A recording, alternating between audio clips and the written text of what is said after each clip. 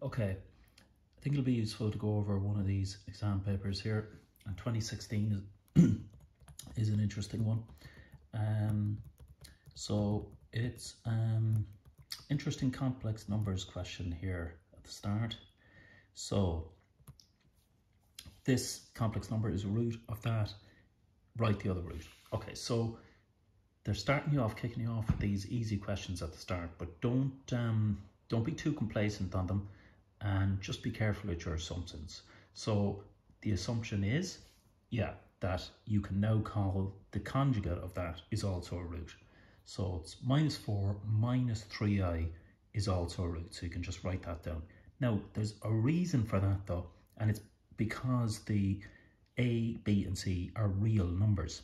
So the indices, the coefficients here of that quadratic equation are real numbers. So the z is a complex number, but the coefficients are real. And that's the only reason you can use that rule. So I would write that down, just single line, because a and b and c are real, the conjugate, so z bar, is also a root, which is -4 minus 3i. Okay, and they'll test you on that later. So de Moivre's theorem then to express 1 plus I to the power of 8 in simplest form. Well, so 1 plus I, you can sketch it out. It's kind of useful to sketch it out. So you have 1 there and 1i here. So it looks like this. And it is, you get the length, which is the modulus of it, and that is the square root of 1 plus 1, 1 squared plus 1 squared, which is root 2. So it's root 2, and the angle is 45 degrees because it's tan, it's this 1, 1, root 2 triangle. So the angle is 45 degrees, so it'll be cis of 45 degrees, or basically, well, root 2. So root 2 cis 45, cis being short for cos 45 plus j sine 45. Apologies for mixing up I and j there, but so that's it. Then to the power of 8, well, it might be more useful to put it in terms of radians. So it's root 2 cos, in radians, it's cos pi over 4 plus j sine pi over 4. So put that to the power of 8 then. So you're just putting the root 2 to the power of 8, modulus outside, and then using de Moivre's theorem, it's just multiplying the angle by 8. So j sine 8 pi over 4. And it's much easier to see it then in radians. So that's nice and simple. That just goes to 2. So that's really 2 to the power of a half, if you remember your indices. A root to the root of 2 is basically the number to the power of a half. So it's 8 multiplied by half, which is 2 to the power of 4, which is 16. And then that looks nice and easy. It's 8 pi over 4, which is 2 pi. So basically, it's like cos of 2 pi plus j sine 2 pi. So basically, that's exactly the same as 0. So that comes out at 1, and it's 16 by 1. So that's actually 0 there. So because sine of 0 is 0, any multiple of 2 pi of sine of any multiple of 2 pi is 0 as well. So you just get a real part. So you get 16. So that's an interesting result there. Now, the next bit is that 1 plus I is a root of the equation. So they're using 1 plus I again. So just keep an eye on that. The fact that they're hanging on to that may or may not be useful. But it's a root of this equation. Now this equation, just look at it carefully when you're scanning these things. So it's z squared plus minus 2 plus I z. So the coefficient, the b coefficient in this quadratic equation is not real. And you just have to be aware of that. And neither is the c coefficient, as you can see there. So in our normal quadratic equation, in normal terms, in real numbers, it's x squared plus, it's ax squared plus bx plus c is equal to 0. So the equivalent here, but the coefficients are not real, so you can't use the conjugate rule. So 1 plus I is a root of the equation, so we have to find out the other root from scratch. So not too difficult, but I would say, and that's the reason I would suggest it's so important to write down all your assumptions down here, that because the roots are real, the conjugate is also a root. And you might think, oh, why write that down? But because you're actually checking yourself, so for instance down here, then you won't be running into the trap, because you'd have to write down, okay, the coefficients are not real, okay, so the rule doesn't apply. So it catches it and it makes sure you don't fall into any assumptions that aren't true. So find its other root. So, and the important thing you have to do here is to make sure that you transfer roots into factors. So one root is, the one root is z plus 1, or sorry, z is equal to I plus 1. So the factor then is z minus 1 minus I. And let's call the other one z1, root. And you can say that it's a plus bi. So then that root is z minus a minus bi. So if you multiply them two together, then it should be the equivalent of what you've got above. Minus 2, so it's plus minus 2 plus I plus 3 minus I. Okay, so multiply these two together, equate them to that, and you will find two equations for A and B. They show a shortcut in the thing whereby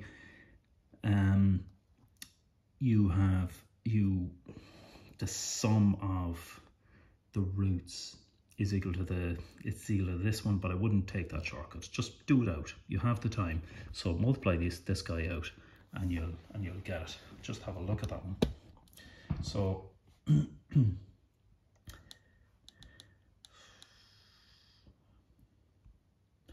yeah, so let's have a look. Yeah, so down here, yeah, so that's your 16 there. This one, there's 4 different ways to do this, but I think the most straightforward way is you assign the root. So you have one root, which is this 1 plus I. You assign the other root m plus ni, or a plus ib, something like that, and multiply them out. Yeah, so here you have it. Multiply them out and equate them to the original equation, and you'll get simultaneous equations. You'll be able to work it out, but there's lots of different ways. So the other ways he's doing is dividing. I wouldn't recommend that. I mean, if you know it, that's fine. He's doing a little shortcut here whereby we know this from our B formula, or for a normal quadratic equation can be expressed in this form here. So ax squared plus bx plus c, just simplifying it so that the x squared component is 1.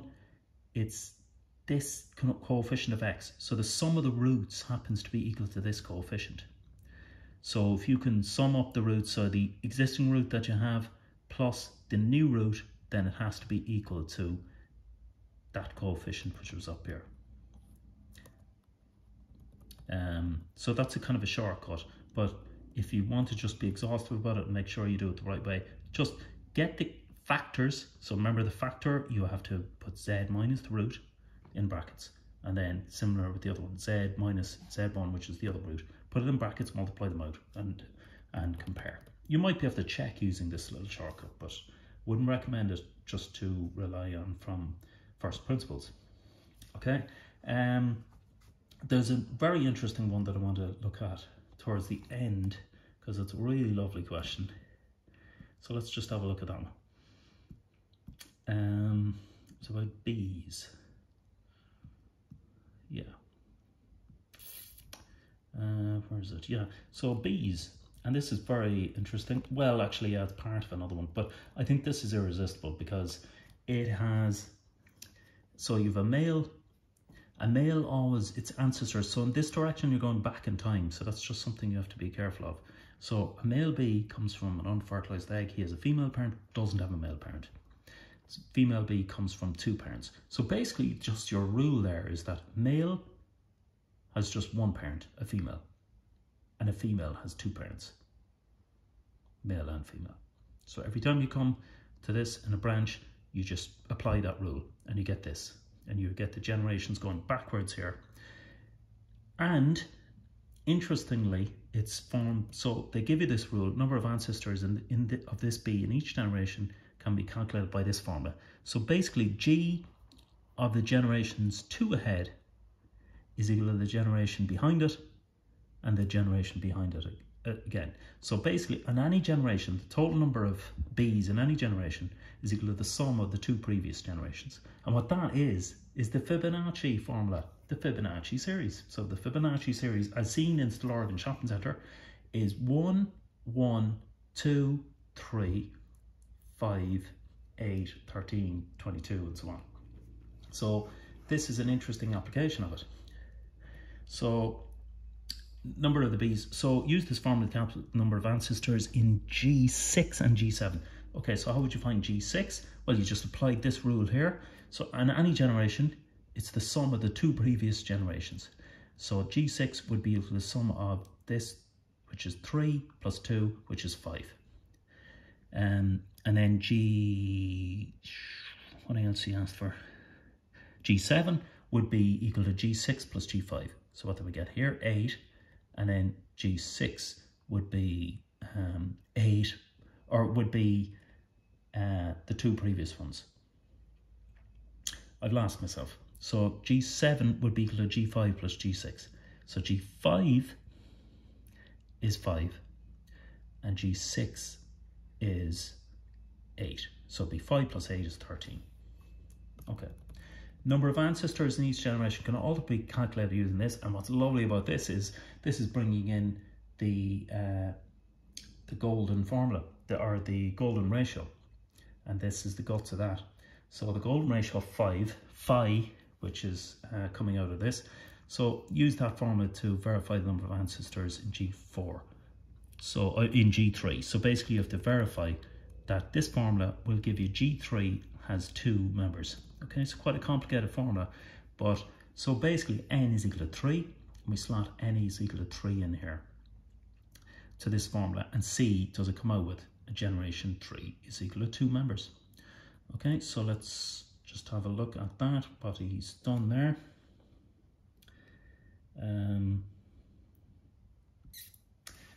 Yeah. But interesting application of the Fibonacci rule there. It's paper 1, so it'll be about halfway up. Okay, so let's just have a quick look. So yeah, so okay, so he's asked you a few simple questions. Yeah, to continue on the table. So basically the G5 will be equal to female, male, female, male, male. So that's because, okay, so he did ask another question up here. So continue the diagram to G5, yeah. So female always has 2, so 2 parents. So that'll be male, female. Male only has the 1 parent, so put in your female parent there, just the 1, and female will have 2. So it'll be male and female. Then, okay, verify this guy, we've done that. Now use that formula to verify the number of ancestors. So we have that here, number of ancestors. So yeah, so it's just an application of multiplying these messy root 1 plus root 5 cubed minus 1 minus root 5 cubed. So really you just have to be careful here about your brackets. So take each one of these separately and multiply them out. Okay, so he's actually used the binomial formula here, I think, for 1 plus root 5 cubed. And yeah, the binomial formula, so 1 plus 3 root 5, 1 plus 3 root 5 squared and cubed. If you're not comfortable with that, just multiply it out the old-fashioned way, so that there's no rocket science to it. So 1 plus 5 root 5, 1 plus 5, 1 plus root 5. Multiply it out. So do this bit first, and you'll probably get 1 plus 5 plus 2 root 5. and then multiply all that by root 5. So just simplify that guy. Just be careful to, you're definitely, you know, in situations like this, you're going to get a lot of simplification.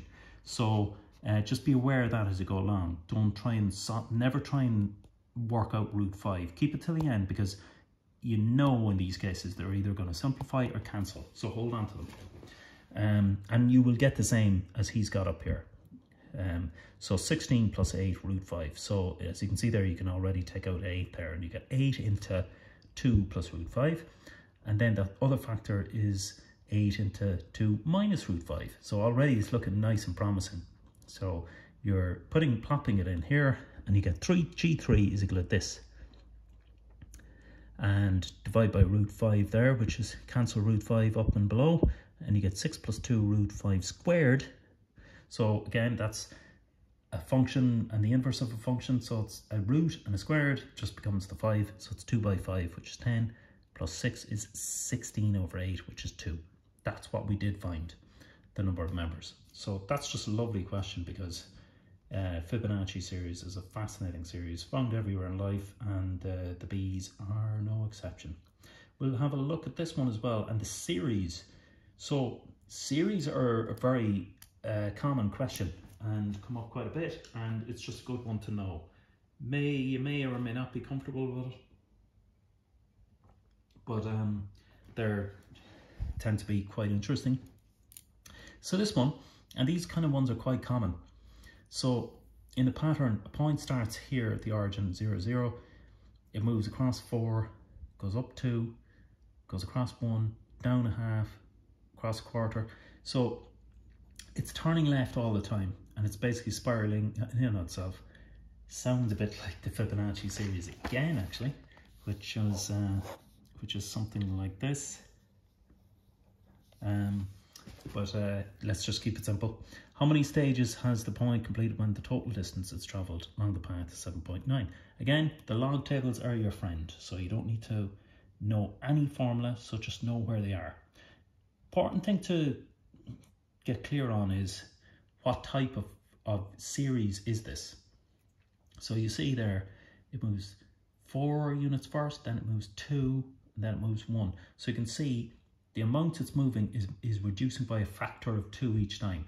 So it's the ratio is halving, the steps are halving each time. So that's telling you it's a geometric series, because there's a geometric ratio. It's not an arithmetic series would be where you're adding things to each step. This here is clearly multiplying by a factor, and the factor here is 1 over 2. It's a half. It's halving each time. So that's clearly a geometric series, and so you go into your geometric series tables. There's logs. There's your geometric series. So there's the arithmetic series. You've now ruled that out. You know it's a geometric series where each step you're multiplying your original step A by R each time. So the sum here is equal to A into 1 minus R to the power of N over 1 minus R. So copy that into your answer book. You know, in all these questions are going to be asked the infinite one as well. So S infinite, the sum of all the infinite steps, sum of all the steps going out forever is equal to A over 1 minus R. That's only true, just beware, where the R is less than 1. And that's because, say, if your ratio is 2, 3 or something, then what that would mean is you're multiplying by 2, 3 each step. And if you're doubling at each step, it's doubling and doubling and doubling and doubling, and that number is going up massive. So the sum to infinity would be enormous, it would never converge. If your R is less than 1, in this case it is, R is a half, so we can use this, and you almost always, I don't think I've ever seen a question where you wouldn't be able to apply this formula, but just do check and write it down just for completeness. R is less than 1 because R is a half, so we can use this. So in this case, if R is a half, then it's the steps are getting smaller and smaller and smaller, so they do converge to a finite result when they're all summed up. Okay, but anyway, that's for the next part. For the first half, you just have to sum them. So you're using this equation, sum of n, you don't know how many steps it is equal to A into 1 minus a half to the power of n over 1 minus half. You're given that that's equal to 7.9, so plot that into the equation. So pop it into the equation. So where is it? Okay, it's up here.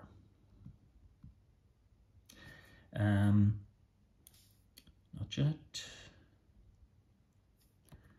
Okay, so he's done out the first couple of steps. So 4, again, they're reducing by 2 each time. So it's halving each time, as you can see.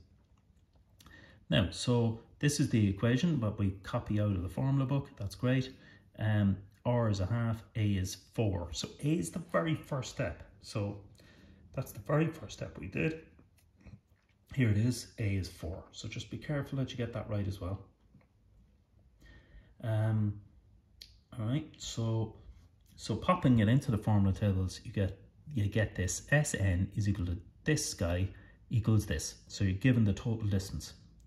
And so to solve for that, you should work this out. That underneath it just turns into 1 minus a half is a half. So that becomes multiplying that 4 by 2 effectively, because you're multiplying by 2 above and below. So that the denominator disappears and you get 8 up here. So it's 8 into 1 minus a half to the power of n. Now, because you have exponents, always to take down an exponent, you've got something very high and you want to take them down, you get the logs of both sides. So you get the log of that side and the log of that side, and you end up getting n is equal to 7. And you could test that out. So let's test it out. So so we have, say, the first, so write them out, the first stages, and we have them here. So the 4 we know is the first stage, and it halves each time. So we get 2, 1, half. So they're the first 7 stages. Add them up, and you get, here there's 7 plus, you know, about, let's say about, well, 7.5 plus a quarter plus, I mean, you could put those into 16ths, say. How many 16ths would that be? Well, that's 8, or that's 8 16ths. 4, 2, so that's 12, 14, 15 16ths. So it's 7 plus 15 16ths. So at how many stages has the point completed when the distance travelled is that? So how many stages? It's 7. Okay. So so that's that. Find the maximum distance point move, it continues indefinitely. So there you always get that question, S infinity. So always be prepared to use that equation. It's always a simpler equation. So it's a nice simple one. It's just A over 1 minus R here. So pop them in and you get sum to infinity is 8. So as you can see there, if it goes on, even though it steps a big amount on the first one, 4, it's going down and down each time. So the total amount it ever moves is just 8. Because it's decreasing so much and it's turning in on itself, the total distance is 8. So it moves half the total distance in the very first step, which is interesting. So that's fine. And then you're asked, what are you asked? Is that it? Oh yeah, complete the table below. Okay, so now he's trying to give you all the 2 dimensions in the x and y direction. So complete the table below. Well, okay, so first of all, he was just looking at what's the total distance. And he wasn't concerned with which direction. Now we're going to break it up into the x and y direction. And as you can see, he's helped you out here at the start. So he said the first thing, it's going straight along plus 4 on the x-axis. It's then moving up 2 on the y-axis. So really on the second stage, it's not doing anything on the x-axis. So that gives you a hint that it's doing something on the y-axis. So actually in each second step, it's not doing anything on one axis. It alternates. So we'll have a look up here. So it's going out 4 and that's not moving anything in the y-axis. So it goes out plus 4, but the change in y would be 0.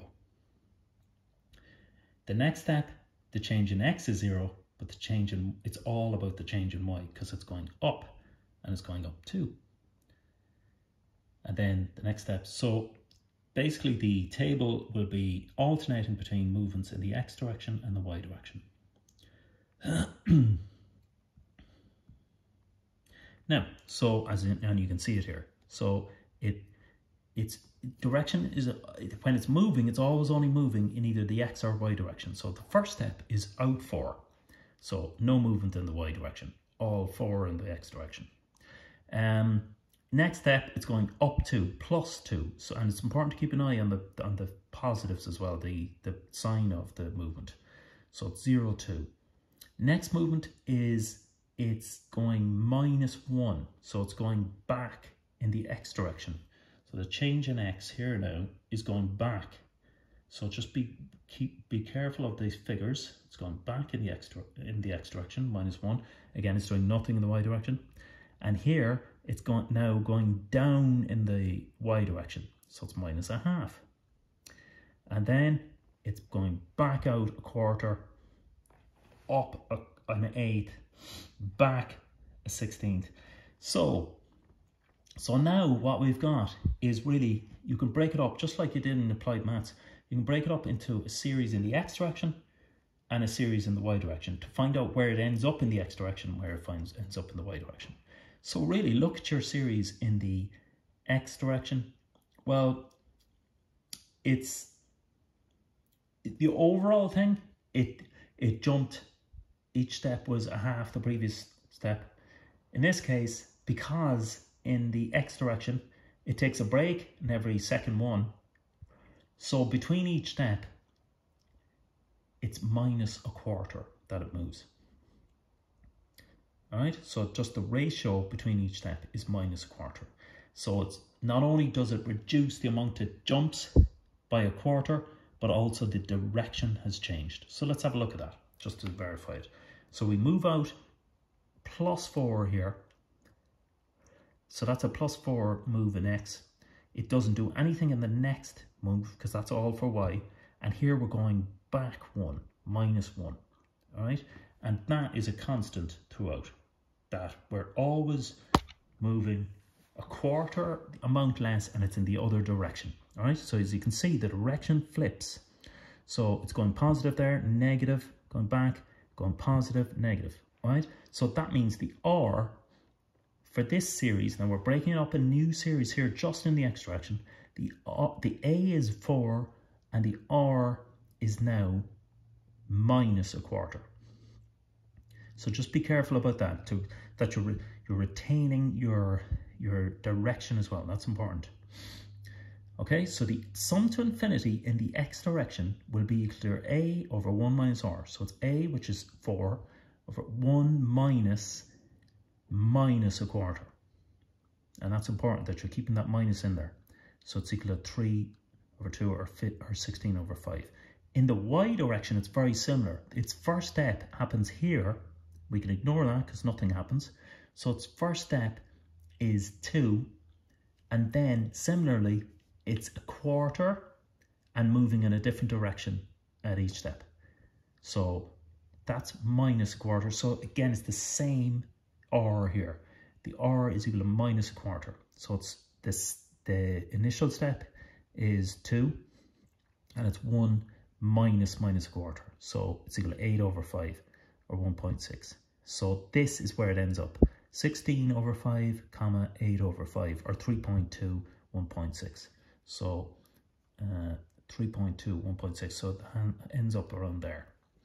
Okay, so just be aware there that the first stage, we're looking at just distance, really, the scalar constant distance. How much does it physically move? Second step then, we have to find out exactly where it ends up. So we're looking, splitting it up into movement in the X direction and the Y direction and using different series for them. Now they look very similar, which is fine because it turns out the ratio R is the same for both. R is -1/4. So just be careful of the sign there, and that's something to watch out for.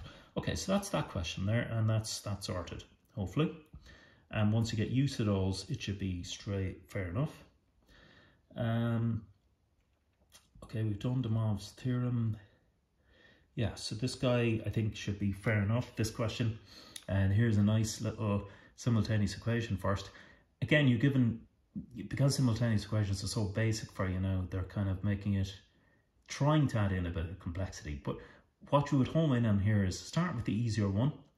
And this second equation, so that's a little bit of gobbledygook, but it'll be fine. But always look, you have two variables and two equations.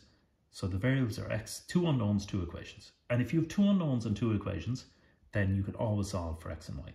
If you have three unknowns, you need three equations, four unknowns, four equations, and so on. So this second equation gives you a nice way, easy way of substituting one variable for another. So you could say 2x is equal to -1 minus 3y, x is equal to -1 over minus 3y over 2, and substitute that in up there. Should be fine. This guy, range of values for which the modulus of x minus 4 is bigger than or equal to 2. Well, two options there. I mean, the simplest one really is to say, right, two options, and write them down here. X minus 1 without this modulus, just x minus 1, plain x minus 1, is bigger than or equal to 2, and plus 2. So then that would mean x is bigger than or equal to 6. That's one option. And just make sure you hang on to the equal to bit in the bigger than or equal. Or the other option is that x minus 4 is less than minus 2. So in other words, it's negative quantity. So you have to multiply by -1 there. So it's less than -2. And so there you get the combination of ranges for which that is true. So let's just have a look at it. What question is it? Question 2. Yeah. Okay. So the roots are 2 and 6. Yeah. Yeah. I mean, he's got the quadratic there. I wouldn't do that for the moment anyway. So this is what I was doing. X is bigger than or equal to 6. Union x less than or equal to 2. So both of them are correct. So in other words, both of them are valid, and that's important that it's both ranges. So it's x bigger than or equal to 6 or x less than or equal to 2 there. So the black, and it's important that and it's good to, they don't say to do it on a diagram, but I would say it's useful to do it on a diagram, and it's a good idea to put it on a diagram. And you would have to include that point 2 and 6 as well. Just make sure you show that. So they don't necessarily make you do that, but and to show that it's both of those ranges.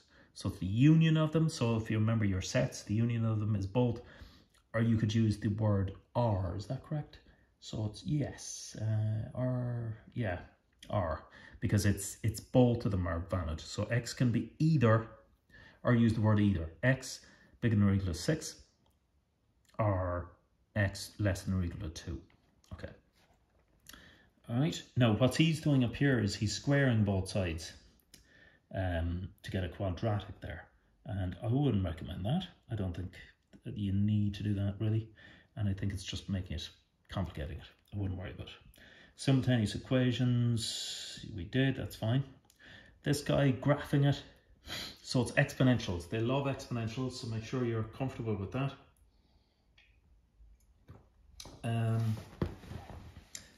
Yeah, so complete the table below, so pop them in. So at this, just you need to be comfortable with properties of exponentials. So as you can see there, x is equal to 0.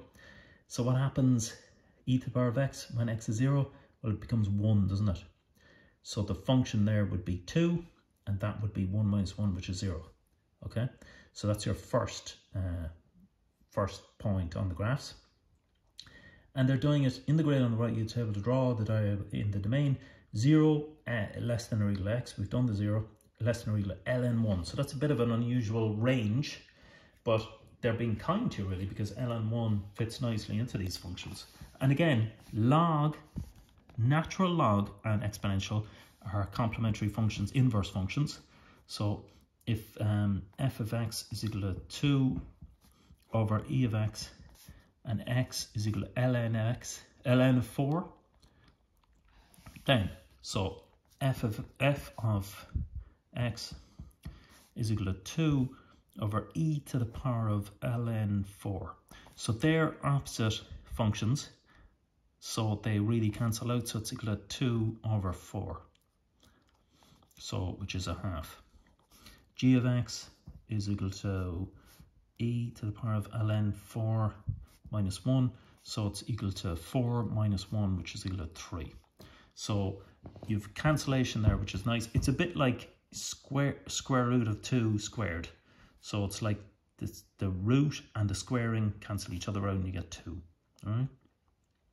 So e and ln are natural log. So that's the natural log. Ln is the same as log to the base e. Okay, so just make sure you're comfortable with that. And use your graph to estimate the value of x for which this. And it's important that if they say use your graph, there's no other option. You have to, well, you have to sketch it up here anyway. And then you say estimate the value. So make sure your graph is done as good as you can. So ln of 4 will be out here. You have your 0, ln of 4, and you have all these values in between. Sketch them both. There'll be an intersection somewhere here. And find out that. And then solve using algebra. So let's have a quick look at that. Okay, so your sketch here, yeah, so these are your points here. Your sketch, so that's your exponential one, which is e to the power of x minus 1. So that's your exponential one, g of x. That's an exponential. An exponential always increases and becomes very big. That's your reverse exponential or decaying exponential, where it's decaying down because it's underneath the line. So that would be 2 multiplied by e to the power minus x would be another way, because if you flip it above the line, the exponent, or the to the power of x, goes negative. So they intersect here. You would find the x value for which that is true. Now, so, and then, yeah, so you get the point of intersection there, and it turns out to be about 0.7. Now, you have to do it algebra. So basically, at the point of intersection, g of x is equal to f of x. So equate the two, and you get this is equal to this. Multiplying throughout there, you get that. And so you get an exponential, you get a quadratic equation, effectively. So just be comfortable with that it's e to the power of x. If you substituted, say, m for that, then that formula would just look like m squared minus 1m minus 2 is equal to 0. Just like a normal quadratic function. It's just, in this case, m is actually e to the power of x. So you can then factorize your quadratic equation. It comes out nice and easy like that. So you get e to the power of x is equal to 2, or e to the power of x is minus 1. So x is equal to ln 2 there. Now, interestingly, so you get two answers usually from a quadratic, and it's important not to just ignore the second one. This one can't be valid because e to the power of x can never be negative. So that is just something, that's a reason why that has to be discarded. So if x is 0, then e to the power of 0 is 1, plus 1. And no matter how small x is, so if x was 0.0000001, then it would be a small number, but it would never actually be 0. So it can never be negative. So that can't be true. So this is the only valid one. X is equal to ln 2, and in your calculator, getting the natural log, you get x equal to this, 0.693. What did he get up here? 0.7. So that's close enough. So experimental error is about 1% or something like that. So 0.7 is close enough to 0.69. That's grand.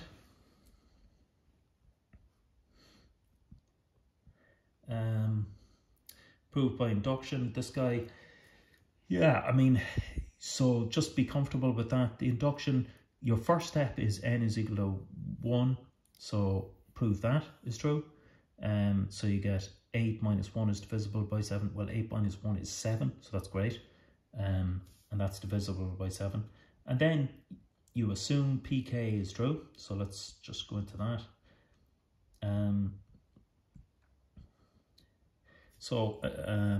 Yeah, so P1 is true. Now let's assume pk is true. And then if that is true, then it'll... so we're assuming pk is true, and then let's see if pk plus 1 is true. So let's do it here. So pk plus 1 says 8 to the power of k plus 1 minus 1. we have to prove that that's divisible by 7. So then what you're trying to do is trying to split up the complicated bit and try and make it look like the original. So our assumption is that pk is true. So let's try and get it so that it looks like a to the power of k.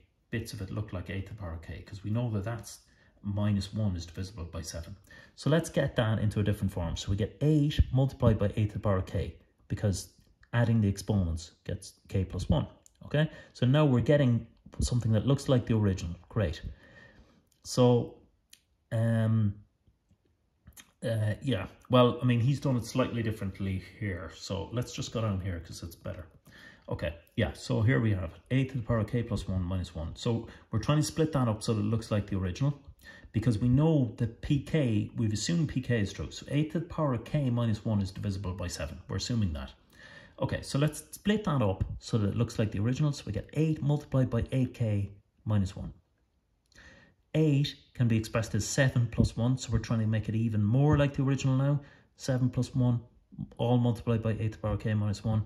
So it's multiplying in then, you get 7 by 8 to the power of k plus 8 to the power of k minus 1. So this is what pk is divisible by 7. We know that. And then we get this nice little product here of a number that we don't know is divisible by 7, but it's multiplied by 7. So the full number product is definitely divisible by 7. Okay, the alternative method that he's done up here is equally valid. And what he's done is he said, okay, assume pk is true, so a to the power of k minus 1 is divisible by 7. So if it's divisible by 7, then this must be true. So a to the power of k minus 1 is divisible by 7, so we have to be able to express it in terms of a 7 multiplied by m, where m is any integer. All right, so that number is the most basic form of being divisible by 7. So m is equal to 1, it's 7, m is they're basically multiples of 7. So that m is 2, it's 14, it's 21. They're all the numbers that are divisible by 7. So great. So a to the power of k is equal to 7. So moving the minus 1 over, a to the power of k is equal to 7m plus 1. All right. Now we have to prove that pk plus 1 is true. So that's a to the power of k plus 1 minus 1. Again, we're trying to make it look like the original. So we bring out the 8. So we get 8 multiplied by a to the power of k minus 1. We know now up here that a to the power of k is equal to this number 7m plus 1. So we'll substitute that in there. And we now get 56m plus 8 minus 1, which is 7. Which is great. We can now take out the common multiple, which is 7. We're going to bring that out, and we get 7 into this here. And it doesn't matter what the hell that is. We have a number multiplied by 7, so that whole product must be divisible by 7. So we're saying pk plus 1 is now true. That implies we've proven that we've proven that the first one is true, and we've now proven that if one step is true, the following step is true. So P1 is true means P2 is true, means P3 is true, which means P4 is true, and so on. Okay, okay, let's have a look. Yeah, this guy logs. So this is just basically testing your fancy footwork with logarithms. So really, your friend here is, enlarging it, is the log tables where they show you the logs. And it's all there. So make that your friend here. So so this, as you can see here, it's log base a. So you don't have to know what a is, but it's just testing it. It doesn't matter really what the base is, but it's just testing you how your fancy footwork with logs. And as you can see there, that's also already a kind of a cube of 2 there, and log base a of 3. So you've got a quotient there, 8 over 3, log base a of 8 over 3. So get your quotient rule for logs, and you see here, if two numbers are divided together, you get in the log of two numbers divided together, then you subtract the logs. So just applying that rule. That's all it is. So 8 over 3, so subtract the logs. Log a of 8, log a of 3. This is fine because that is now q. You've identified that as q, which is great. You have to get it in terms of p and q, so we've solved one of them. That's q. This guy looks a bit like this. It looks familiar, so we're just going to work on that. So it's log base a of 2 to the power of 3. Now, going to our rules, if you have a power, where is it? Here. Where is it? A power of the log. Yeah, so it's log of a number to the power of something. So x to the power of q, you basically can bring that q out here. So it's q multiplied by the log of x. Same principle that we're doing here. We have 2 to the power of 3, so that's the same as 3 multiplied by log base a of 2. So if you have a power of here, you bring that power out and multiply it. So it's equal to 3p minus q. Okay, this one, we're just doing similar breaking down. Again, the first step is you have a quotient, 2 numbers divided together. The log of 2 numbers divided together is equal to the log of the first number minus the log of the second number. That was the rule we used earlier. The power there, we're bringing that out here into 2, multiplied by, brackets, and then it was equal to 3a. Now we're using the product rule, so if it's 3a multiplied by a, that's equal to the log of 3 plus the log of a, all multiplied by 2. Okay, this guy bringing out the power here. Okay, so we get this here. That's fine. Nothing more complicated than that. So just be careful with your fancy footwork on the logs and exponentials. They're inverse to each other, logs and exponentials. Be comfortable with the logs rules. They're all there. So just never have to remember them. They're all there. And your rules for exponentials are on that side. And the reason they're side by side is because they're really very similar, kind of opposite to each other. So like your a to the power of 0 is 1, and the kind of corresponding rule with logs is kind of the opposite. Log to the base a of 1 is equal to 0. Log to the base a of 1 is saying, what number do you have to raise a to get this number here, 1? And the answer is 0, because a to the power of 0 is 1. So it's really saying the same, kind of the opposite, really, of those. Okay, lengths of each side, rectangular triangle, that is fine. That should be very straightforward. It's Pythagoras. You're find the value of x, so you just use Pythagoras theorem. So the square of that side plus the square of that side should be equal to the square of that side. Grand. What's it say? Verify form of Pythagorean triple. So get the value of x, pop it in there and put it into Pythagoras theorem. That's grand. Shouldn't be a problem. Show that is an injective function. So you have to prove that the inverse of that function exists. Well, okay, so f of x is equal to 3x minus 2. So you're taking x and the function turns x into this y. So let's call that y. So y is equal to 3x minus 2. So you're taking a value x and you're converting it to a value y. But now we want to go in the opposite direction. So let's express this. Let's find x out of that. So that would be if you have 3x is equal to y plus 2. So we're bringing the 2 over that side. So, and then x is equal to y plus 2 over 3. Okay? So really this new inverse function takes a number and converts it into that. All right? So that is a function as well. And that function exists. Okay? It exists because it's just a very simple fraction. Now, the only reason a function might not exist would be, say, if you had something over x or something like that. And if x was 0 there, it might blow up. But there's no such problem here. It's just a normal number. So you've proven that going the opposite direction. So here, that function multiplied the original number by x and took 2 away. This function is now kind of doing the opposite direction. It's adding 2 to the original number, which we're starting with y in this case and moving backwards towards x. So you're adding 2 to it and dividing by 3 to get x. Okay, so going the other direction. That proves that that is an injective function because the inverse exists. Yeah, show your work. So find the formula for the inverse function and show your work. Doing exactly the same as I did there. So going the opposite direction. So going from, instead of going from x to y, start at y and go back to x. Okay, differentiate the function from first principles with respect to x. So these guys, just be comfortable with that. And the first principles formula, it's probably in the logbook, but dy dx is equal to the limit. Okay, so it's f of x plus h minus f of x over h as h approaches 0.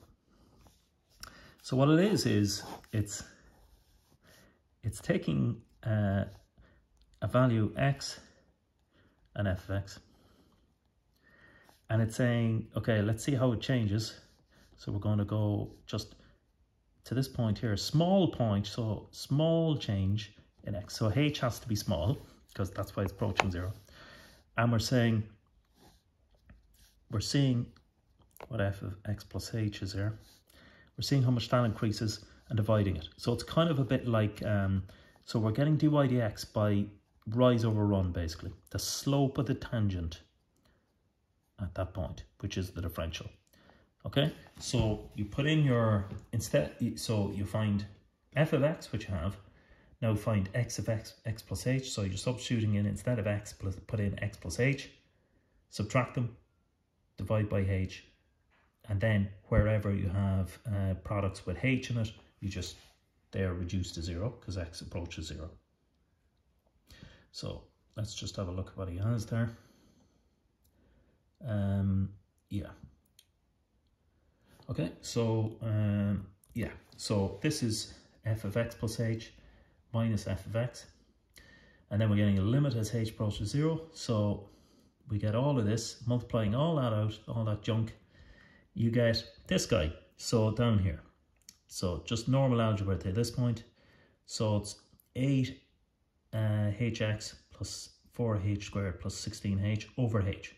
So we're now going to divide in the h bit, and we get 8x plus 16. Now, 8x plus 16, so there's also what he's kind of left out a step here is plus 4h. But the limit as h approaches 0, that 4h approaches 0. So it cancels, and you get x plus 16. An important one here, when you're asked to differentiate by first principles, do it by rule first, okay? So y is equal to 2x plus 4 squared. So you're asked to do that by first principles, but check it by doing it by rule. So your dy dx, your rule, running out of ink, but your rule is, okay, so that's, we're kind of applying a chain rule here, but just pretty simply, it's the exponent multiplied by this, and that's the power of 1, and then differential of the 2x bit, so that's multiplied by 2.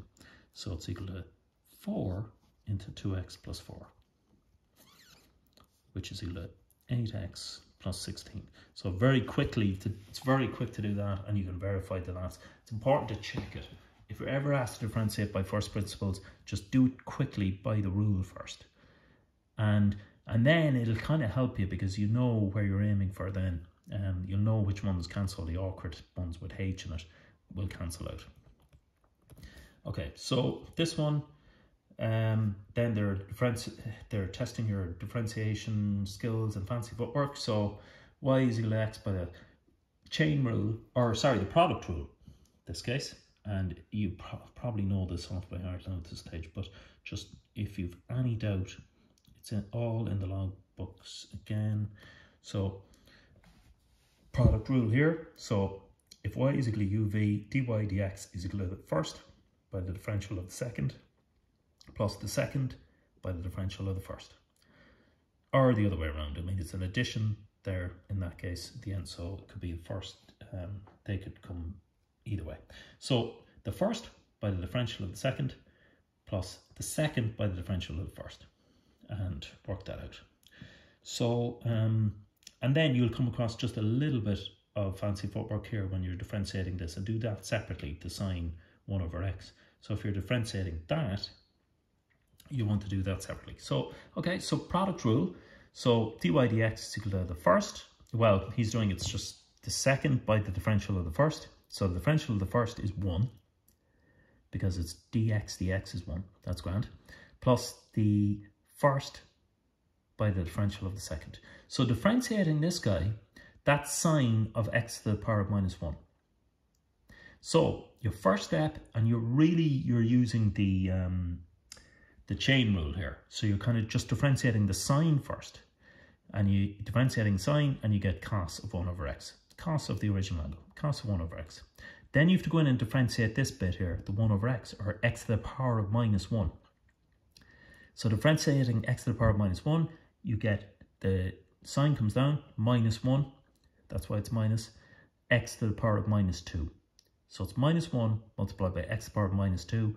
If you bring that underneath the line, remember a power changes if you bring it underneath the line, so x to the power of minus 2 is the same as 1 over x to the power of 2. So there you get that. This is going to be a nice little bit of cancellation there. So you get sine of 1 over x minus 1 over x cos 1 over x. Great. And then you are great. Yeah, so there is the answer. Slope of the tangent to the curve. Now, is it the same as this? Just always check. So it's x sine of 1 over x, and you do. So always be just aware that there's kind of consequential questions where you don't have to redo the work. Slope of the tangent to the curve, great. So you know the slope of the tangent of the curve is dy dx. And then you can just pop in x is equal to 4 over pi. So you already have dy dx from the other part. So just be aware of that. Read the question very closely so that you know that there's continuations. And now you're putting in your value and you get 0.15. Great. Lovely. Okay, so these guys, so spherical balls, so they're trying to make these, they kind of combine differentiation and kind of volume here in some of these ones. So just you be careful of the chain rule here, it's just the main thing really. So air is being pumped in at a rate of, the air is being pumped into a spherical exercise ball at a rate of 250 centimeters cubed per second. So identify that immediately. So you now know immediately that that's dv dt. If they're saying rate, it means dt, and it's the volume. So it's centimeters cubed, so it's volume. So that's 250 centimeters cubed. Great.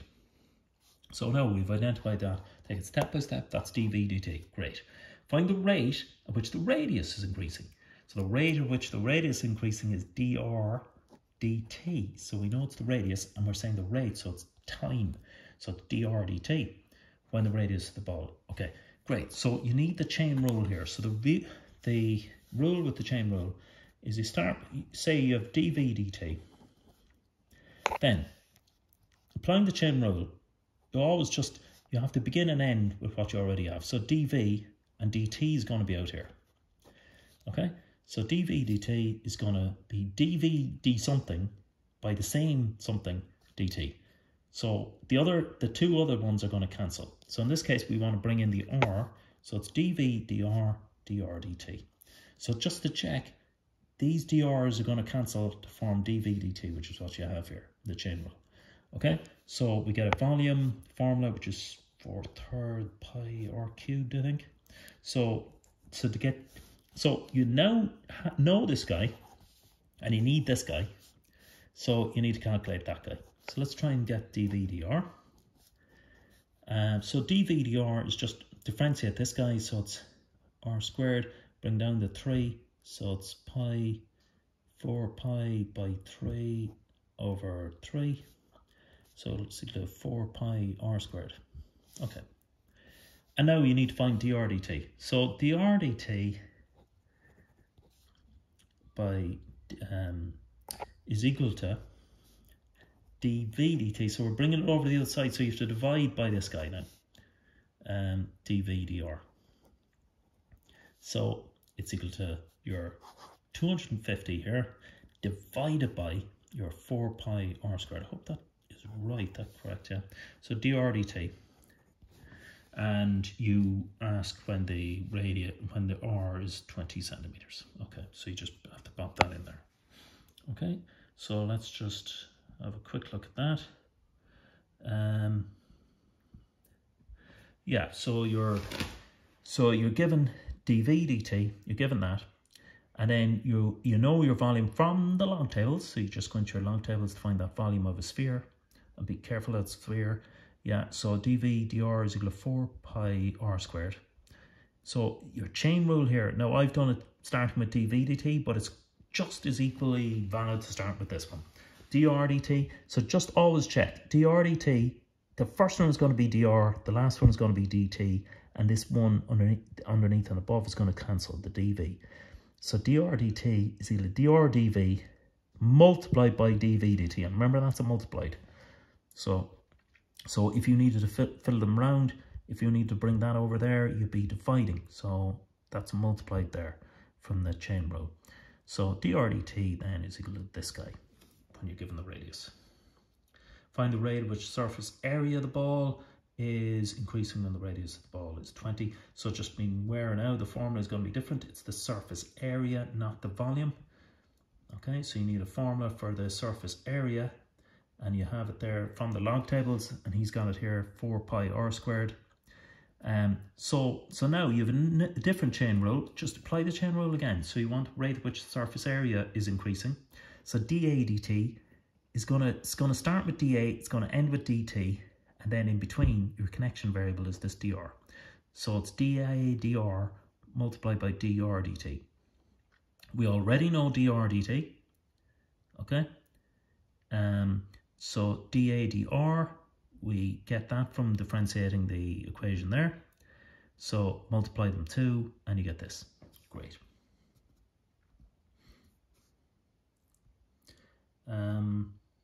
Inflatable ball kicked into a ground. Find the values of x when the ball is in the ground. Well, that's fairly straightforward. So you're given an equation for that. So it's just let the function equal 0. And then it's a nice quadratic. You get the roots. X equals 0 as x equals 10. Important to, because you have so much time again, be very slow and careful and methodical, and recognize that this is the end point, x equals 10. This is when the ball starts off on the ground originally. So it's like your projectiles. The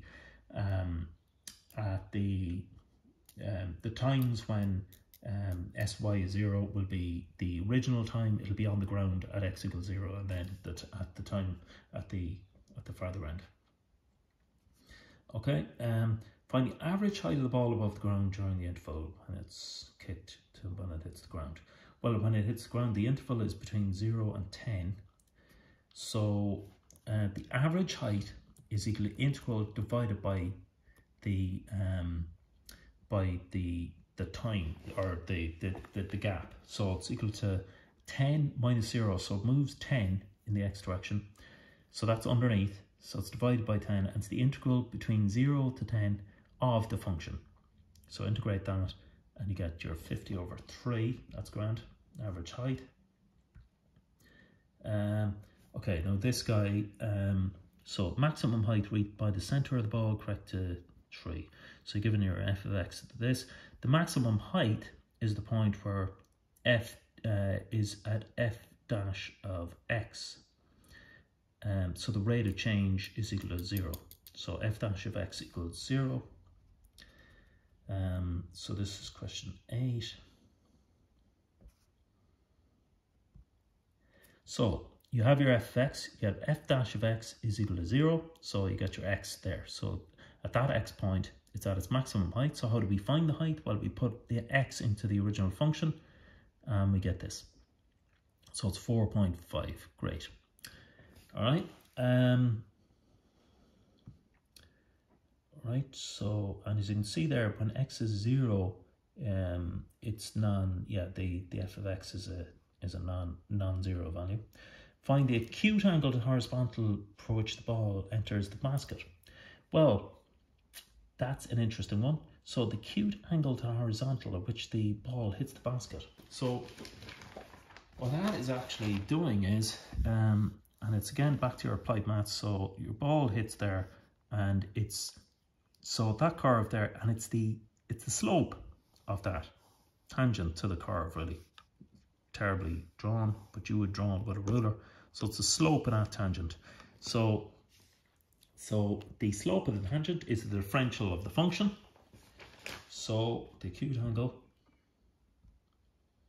and so condescendingly enough, he doesn't see fit to tell you that the slope of the tangent is equal to the differential, but the differential has been calculated up here as this function here. So minus 5.4x plus 1.2 is the slope of that function at any point.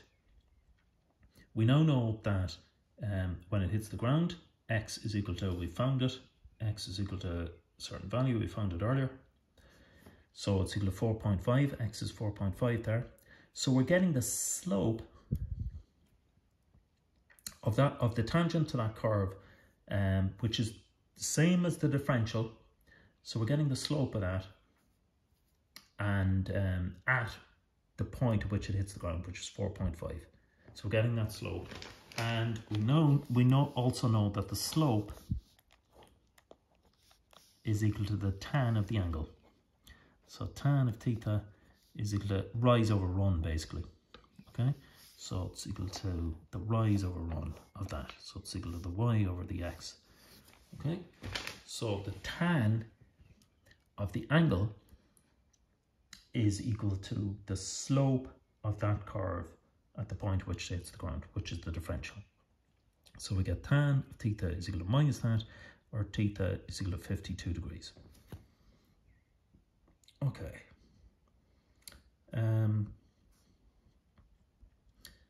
All right, so okay, so we have a translation there. Okay, so translation on this one, so it's been translated a little bit. So she takes a second throw, leaves the ball, Sarah's hands at 0-2. So now instead of at this point A, the ball is leaving her hands at 0-2. So we've got a translation from that point A, which was this minus a half 2.5 thing. So translation from A to C of the curve. Show that the center of the ball reaches the maximum height this time at this one. Okay, so use the translation. We'll see how we get on with that. So this translation or mapping goes from A to C. So we're going from that original point A to now our new point C. Okay, so we're going to take the original height from the original one, and the original maximum height was at x is equal to 4.5 and y was equal to 2.1. So we're now going to translate it by this same translation here. So we're going to use a translation there, and what that does is it takes the x value and it increases the x value by 0.5 and decreases the y value by about increases the y value by about 0.56. So there we have it. We decrease the x value by that, and we decrease the y value by 0.56, and we get this. So that's our new point there, a new maximum height. So we're translating the maximum height to the original, and we're doing the same translation as we did for the original first point. So we look at how much the x and y axis, or x and y coordinates change from the original point, and we apply the same translation of x and y axis to the maximum height, and we get that. Hence, or otherwise, find the equation of the parabola g of x. So a parabola is just kind of a curve, and so a parabola is given by that general equation. So it's your quadratic equation really, and we know 2 points on it. So we know that 0,2 is a point on g of x. So we substitute that in. So x equals 0 and y is equal to 2. So we get c equals 2. So we've got one of the variables in the parabola equation. We then know that this is the maximum height, so that's an element to g of x as well. So pop that in. X is equal to 4.5 and y is equal to 3.05. Pop that in, and you get this equation in A and B. So we're trying to find we're letting that equal the equation of the parabola or new parabola, and we're just breaking it down to try and find A, B, and C. We get C quite easily because we have x equals 0, y is equal to 2. We get C is equal to 2. Now, we also know that the differential of g of x is equal to 2a, or we're going to differentiate it there, and it's equal to 2ax plus b. And that's equal to 0 there. So so we get 5.3a plus b is equal to 0 at the maximum height. And we knew the maximum height from the previous one. So the maximum height there, the x value was this 2.677. So we're putting that in for x. So we know that g dash of x, the slope of x, is equal to 0 at the maximum height. So put in the x value there. So we now get another equation for a and b. So we've simultaneous equations, two equations with two unknowns a and b. So just work them out and you get a and b there. So that's your equation now for the parabola of g of x. Okay, that's that one. Okay, and heptathlon, I'm not going to do that at the moment, but that one there is the series, and that was a nice one, geometric series, almost always geometric, but do check in case it's arithmetic, so just be careful of that. That one was Fibonacci series, which was lovely, nice one there, and that's paper 1.